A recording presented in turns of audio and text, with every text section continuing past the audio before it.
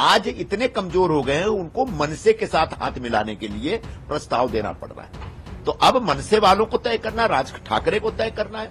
और हमने उद्धव जी की बात मानी है कि महाराष्ट्र के हित के लिए हमको अगर एक साथ आना पड़े तो हम हमारे जो भी मतभेद है वो हम भूल सकते हैं। Thank you. राज साहब जी ठाकरे जी को बम्बई के शाखाओं में विजिट करने को भी उन्होंने विरोध किया था। नहीं, दोनों भाई मिलना चाहते हैं, दोनों पार्टियां एक साथ जाना चाहती हैं, तो इसके लिए हमारे पेट में कोई दर्द नहीं। अब उनको तय करना है। आज उद्धव ठाकरे जी और उनकी पार्टी के हालात ये हैं कि कभी वो चुनाव जीतने के लिए कांग्रेस से गठबंधन करते हैं, इतने कमजोर हो गए कि फिर वो मुस्लिम वोटों के साथ समझौता करते हैं, इतने कमजोर हो गए हैं। आज इतने कमजोर हो गए हैं, उनको मनसे के साथ हाथ मिलाने के लिए प्रस्ताव देना पड़ रहा है। तो अब मनसे वालों को तय करना, राज ठाकरे को तय करना है कि जो उद्धव ठाकरे जनाब उद्धव ठाकरे हो चुके हैं और जिन्होंने अपनी पार्टी को मुस्लिम लीग बना दिया है, क्या उस मुस्लिम लीग के साथ इनको जाना है? ये हमारा एक सवाल है और इस सवाल का जवाब उनको देना पड़ेगा। आज हालात यह है कि उद्धव ठाकरे जी वक्फ कानूनों के खिलाफ पार्लियामेंट और उसके बाहर बोलने के लिए अपने तमाम सांसदों के ऊपर 5-5 बार फोन करते हैं और उन पर दबाव डालते हैं कि सब लोग मिलकर के विरोध करो। ऐसे उद्धव ठाकरे जी जो महाराष्ट्र हित के नाम पे वक्फ कानूनों के खिलाफ पूरा आंदोलन छेड़ते हैं, ऐसे उद्धव ठाकरे के साथ जाना है क्या राज ठाकरे को? ये राज ठाकरे को तय करना पड़ेगा। मुस्लिम मौलानाओं के सामने जो पूरा घुटने टेक करके पड़े हुए हैं, ऐसे मुस्लिम लीग बन चुकी उबाठा के साथ राज ठाकरे जी को जाना है क्या? या उनको तय करना पड़ेगा। और इन सब बातों के लिए हमारे पेट में कोई दर्द नहीं हो रहा है। हाँ, हमारे मन में सवाल जरूर उठ रहा है कि जो बोल रहे हैं कि महाराष्ट्र के हित में हम हाथ मिला सकते हैं, तो महाराष्ट्र के हित में पिछले 2-2.25 सालों में आपने किया क्या?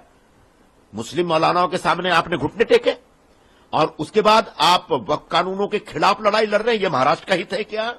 जिस तरीके से चुनाव प्रचार में आप बम विस्फोट के आरोपियों के साथ प्रचार में हिस्सा लेते हैं, यह महाराष्ट्र का हित है क्या? जिन लोगों ने मुंबई में सीरियल ब्लास्ट किए और जो 250 से ज्यादा लोगों की जान ली, ऐसे आतंकवादियों के साथ हाथ में हाथ मिला करके आपका उम्मीदवार और आप चुनाव प्रचार करते हैं, ये महाराष्ट्र का हित है क्या? और क्या इस प्रकार के तथाकथित महाराष्ट्र के हित के लिए राज ठाकरे उद्धव ठाकरे से हाथ मिलाना चाहते हैं? ये उनको तय करना है, हमारा इसमें कोई लेना देना नहीं। इनसे के राज ठाकरे जी और उद्धव ठाकरे जी दोनों भाई है, दोनों भाई है। हम सालों साल एक साथ रहे हैं। आज भी हमारा वो रिश्ता कायम है, भाई का, मित्रों का वो रिश्ता आज भी हमारा कायम है, वो टूटा नहीं है। अगर कोई दूसरा व्यक्ति बात करती है तो अपने पार्टी चीफ से पूछ लीजिए कि जो मैं बोल रहा हूं ये सही है या नहीं है। दोनों भाई तय करेंगे।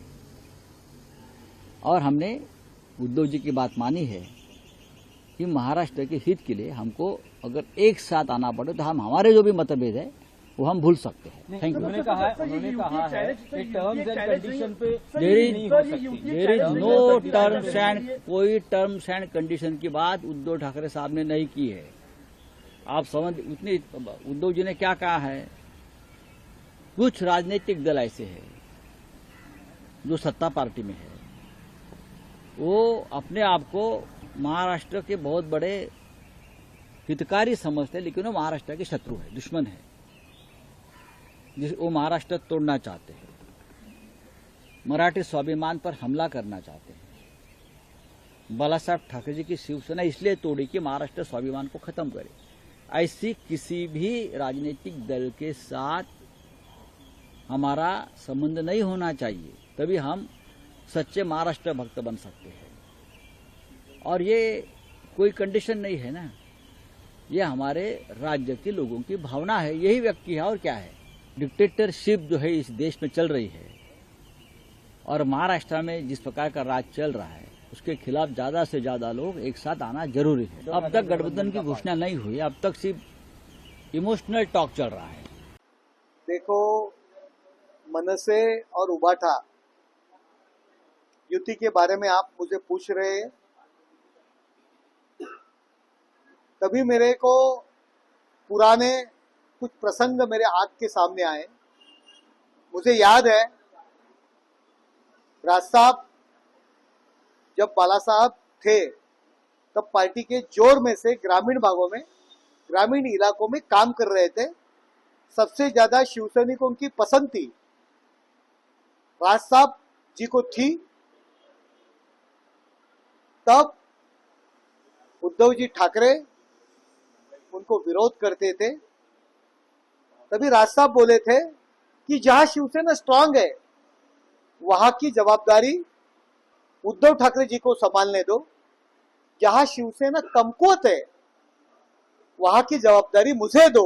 वो ग्रामीण भागों की और जहां शिवसेना कमकुवत है उसकी जिम्मेदारी राज साहब के ऊपर दे रहे थे।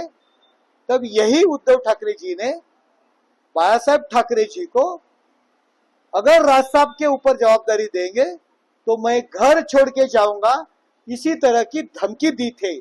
राज साहब जी ठाकरे जी को बंबई के शाखाओं में विजिट करने को भी उन्होंने विरोध किया था। जो राज साहब ठाकरे जी के साथ में पदाधिकारी कार्यकर्ता रहते थे उनका कणी कट करने का काम उद्धव ठाकरे जी कर रहे थे। ये सब प्रसंग मेरे सामने खड़े हो गए। वो उद्धव ठाकरे राज साहब ठाकरे जी को एक्सेप्ट करेंगे क्या?